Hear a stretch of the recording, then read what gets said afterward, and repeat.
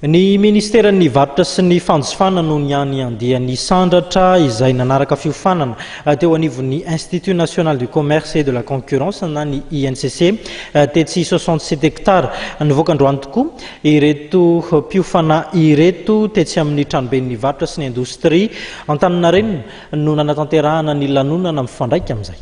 Navoaka tampombo ofisialy ny andiany voalohany nanaraka ny fampiofanana lava nampitondraina ny anarana hoe sandratra izay nahitana mpiofana misy 17 tao amin'ny Institut national du commerce et de la concurrence na INCC eto 67 hectares. Tetsy amin'ny antenimera mivarotra sy ny indostria etsy Antaninarenina no nitotsaina ny lanonana mifandraika amin'izany. Nanamarika ny fotoana ny fizarana ny mari-pahaizana ambony natokana ho an'ireo matianina eo amin'ny sehatry ny varotra.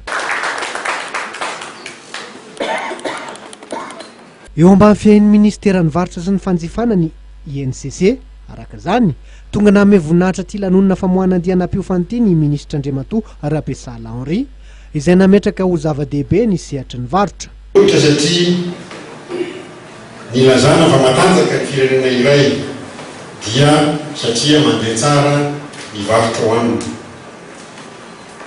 Ao anatin'izany na ivelany. Ny fampiroboroboana ny varotra isam-pirenena tokoa mantsy dia anisan'ny politika ny gouvernemanta sy ny ministeran'ny varotra sy fanjifana ary indrindra ny fanondrana ny entantsika mankany ivelany.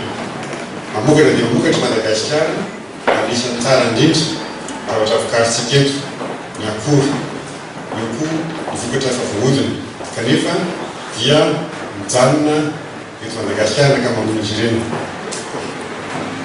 Noho ny fifanana ateraky ny fanatoloana ara-toekarena izay lasa rafitra tsy avy nivirina intsony nytovaminandro fizika amin'izao fotoana izao dia tsy mitsahatra hatrany mitompona andraikitra ara-panjakana ametraka rafitra sy lamina manamora sy hanatsarana ny fiasan'ny mpandrarà mba ahafahany miasika izany fifanana ateraky ny fanatoloana ara-toekarena izany.